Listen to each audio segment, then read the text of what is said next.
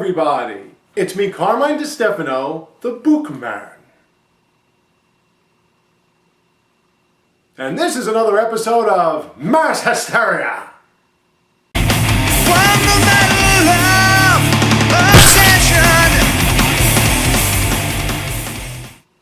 There have been several instances in the past where I have exclaimed that Mass Effect 3 was the greatest game I have ever played. Yet still there are people in the BioWare community that outwardly hate this game. It got me to thinking, what the hell is wrong with Mass Effect 3? The ending! Actually, there were a few complaints I've heard before, and I'll try to get to each and every one of them. This refers to the solo play main game and not the multiplayer, which still maintains its strong following. So what exactly is wrong with the solo player Mass Effect 3? Let's start from the beginning. Shepard stopped the Reaper invasion, stopped Reaper agents, then is sentenced to an indefinite house arrest following Shepard's actions during the Arrival DLC. We soon learn all our fears are realized as the Reapers pour in and kick serious ass. I've heard someone say this game starts too fast. Frankly, I've never seen a game start too fast. Whatever the case, you're under attack. It's on to the Normandy to get to the Citadel, cashing our chips, and get everybody... We found a way to stop the Reapers. The only way to stop them. Wait, what?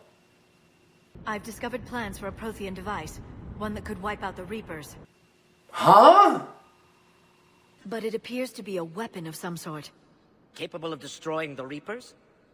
So it would seem. You mean to tell me that the archives on Mars have had data on how to destroy the Reapers? And how long have the archives been in... Wow! And we're only finding about this now?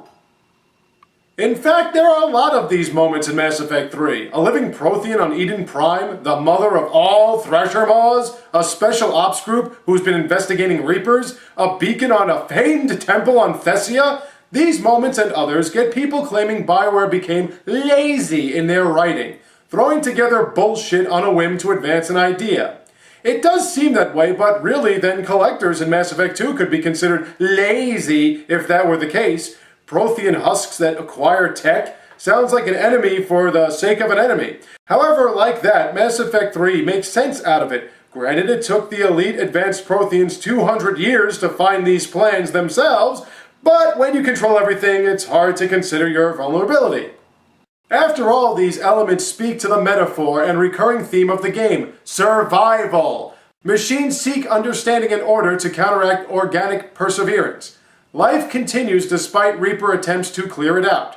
It makes sense to have all these obvious methods considering it's established such a theme. Besides, anything with Javik is more awesomer. He shows Protheans weren't passive intellectuals. They were brutal imperialists. I love how he drones about 50,000 years before like an old man griping, "Back in my day!" Also, what do Protheans do to screw-ups? Either you should have detonated the bomb on the Krogan world, or used it as leverage. Oh. Expanding on the universe again while showing how the strong conquer and weak perish is a solid reminder of how, in this game, Reapers are contended with. Leading to our next problem. The ending. Actually, some have complained about the squad mates as well as the lack of new interesting characters. Really, without Javik's DLC, the only ones unique to Mass Effect 3 are James Vega and EDI. I'm talking playable crewmates, of course. Samantha Trainer, Steve Cortez, visitors of certain species, they're pretty new. Aside from them, your squad mates are relegated to whoever you kept alive from Mass Effect and Mass Effect 2.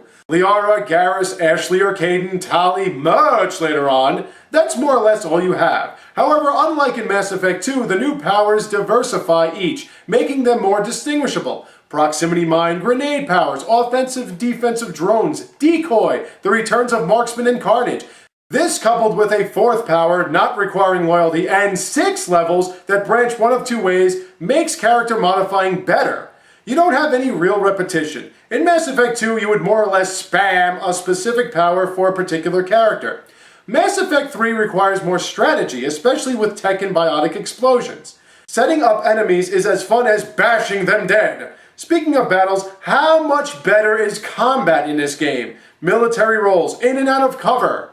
Stealth kills, overcover grabs, heavy melee. Weapons can be modded with many more choices. You're not limited to specifics. Shepard and crew can carry any weapon loadout they want.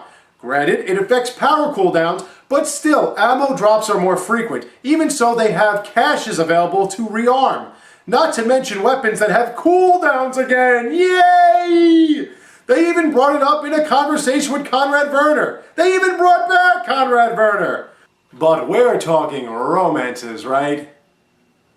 Okay, so your options are carryover from Mass Effect 1 or Mass Effect 2. You can only flirt with James. Diana Allers has been called useless, though she does logically unlock assets and gave reason for. We're bang, okay? Truthfully, Trainer and Cortez the only interest that you can advance solely in Mass Effect 3 if you are Fem Shep for Trainer or Male Shep for Steve.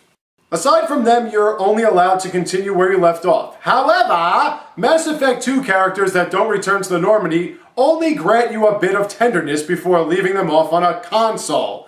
The Citadel DLC helps, but no final liaison on the ship. In fact, Thane dies and Jacob ditches. Miranda doesn't take off her top, and Jack's sorta there. You can end relationships whenever, but why? To be frank, what you had is what you need. When war hinges on an individual, getting their rocks off is probably not in their best interest. The survival of every living being is hanging in the balance, with casualties abound. New love can wait. Intimacy is probably served best through previous romances. Besides, the depth and intensity and tenderness and drama of these romances is amplified 100 times. There is such uniqueness set aside in every engagement. It is hard to not feel when the characters interact. Never before has a video game gripped you into computer rendering like this. The resolution of the romance is truly worth the price of admission as long as you remember to bring your beloved with you in the final showdown if you can. Yeah, I miss Miranda too. So I guess that leads us to the main issue, the ending. Before that, dialogue choices really annoyed everyone. There seemed to be a lot more with 3 options for the player to decide on characteristically, Paragon, Renegade, neither. In Mass Effect 3, there appears to be more auto-dialogue, especially at the opening. However, you do get more question opportunities and dilemmas to choose from later, as well as seamless Paragon Renegade actions. When it comes to no middle ground, it speaks to another recurring theme, black, white, gray. This got brought up twice in Mass Effect 2 and again in Mass Effect 3. By now, there logically is only one decision to make. The decisions now, too, hold a lot more weight than ever before. It's not talking nice or slapping someone. You're deciding the fate of the galaxy. Kill the Krogan or save them. Kill the Geth or bring peace. Trick them for them. And this for that. Shepard's character, as well as your own, is put through the ringer here. There is nothing gray about that. Such choices need to be made and will affect the makeup of your Shepard. You don't have to go with Renegade or Paragon actions, but picking a side elsewhere must be done. That segues into everyone's next issue, the ending. Actually, what I've also heard from others was the game was so depressing. That and the story was flawed. We already got into that, death of Thane, borrowed time. Jacob leaving, Must thought he was useless. Miranda, Jack, Samara, Jake, they all had their reason to leave. Even Zaid and Kasumi, considering a merc works for money and a thief, would probably not care for getting dirty when saving the galaxy. When it comes to the setting, I don't think there is a game out there that has ever captured war, invasion, attack, or mass panic like this. Refugees, desperation, news reports of losses, memorial walls.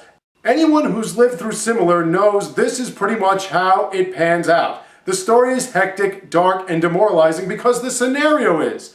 We've all been looking forward to this. We knew the Reapers were coming, and we knew this is what we would do. So much of this stuff is glorified in video games. Mass Effect 3 tells it like it is.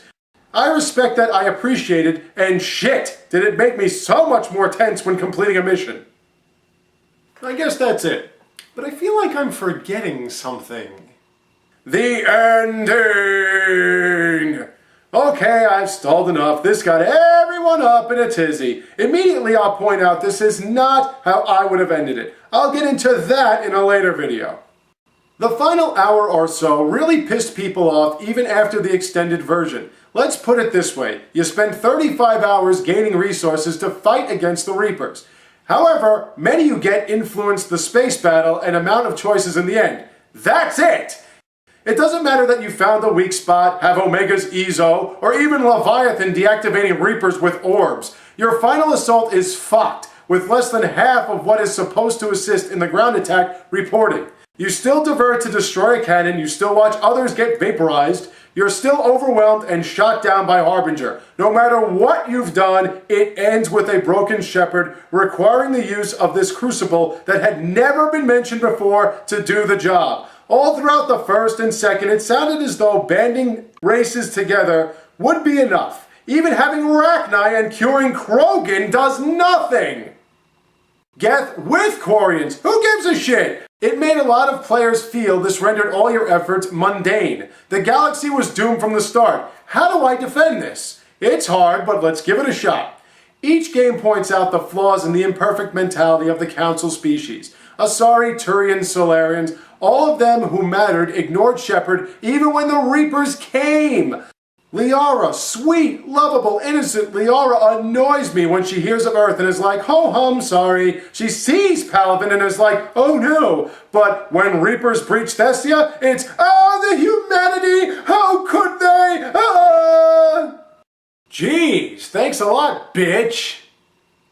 Truth is, like humans, these beings have power and are so elite, the idea they are vulnerable cannot be thought of. They are too above that. They have been in control too long and won't accept it can all come crashing down so easily. It is human nature to want to ignore what doesn't seem to directly affect you. The Reaper dominance also proves the 6 Ps. Proper planning prevents piss-poor performance.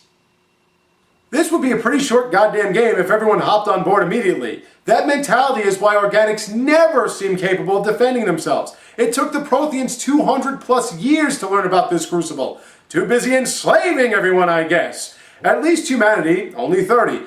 Asari? Whoa, you've got some splaining to do. This ending also calls to mind order versus chaos. Organics are disorganized and therefore fragile. Synthetics are overly organized and therefore killing it. I do like how the Star Child is called out. I'm sure fire mutates its meals and sends them back out to attack. But that is the real issue, isn't it? Considering all this is an indoctrinated dream sequence, it's hard to take it too seriously. The questions remain. How'd Anderson get there? Why do the Reapers, with all their advanced intelligence, ignore the head of their biggest threat hanging in the main console? Why does the Central Intelligence look like the kid you keep seeing? How is this not war? Most importantly, how can a saga as amped as Mass Effect end on a lull? It would be hard for me to say this is purely computer programmers mistaking games for art, but that's a whole different issue. For me to defend it, I'll say, though it's not what we wanted, it's what we got. Since it's what we got, there really couldn't be any other way this game might have ended. That is, under the circumstances. Really, throughout the entire course of 3 games, the problem is choice. Paragon, Renegade, save the Rachni, kill them, save collector data, destroy it. Hell, even the choices have been discussed throughout all 3 games. Mass Effect 1, Saren talked of synthesis, organics and synthetics combining as one master race. Mass Effect 2, it was the elusive man finding ways to control the Reapers. This, it's mostly focusing on destruction. Now it is hard to imagine one beam could cause so much destruction or meld organic material together with synthetic. Even so, it still is all we've discussed, and now it's up to you. Would you take control, synthesize, destroy, or do nothing? That's pretty interesting as well. Of course, destroy leads to Shepard surviving somehow, which pissed people off. See, destroy the Reapers means destroy all synthetics, Geth and EDI. According to this AI, organics will replace lost synthetics, which means the Geth and EDI can be rebuilt. Maybe now, the Quarians won't have a coronary when the Soul Convo pops up. When it comes to EDI, yeah, she looked hot, but she is a machine. So Joker needs to get over it.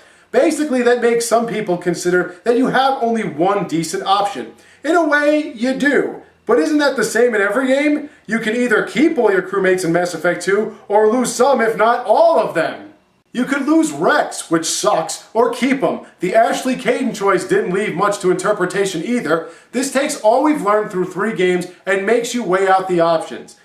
It then shows the ripples caused from that one decision. It's not perfect, but it's fitting. There are other ways to do it, but alas, I think it's interesting as well as diverse enough that it doesn't ruin a great, great game. I hope this has given you some insight that the complaints, though valid, do not dampen the overall experience of the game. And I hope now you realize why I still say this is the greatest game I have ever played. Me. Thank you all for watching. I have more for you soon to come, so stay tuned, take care, and have a great day.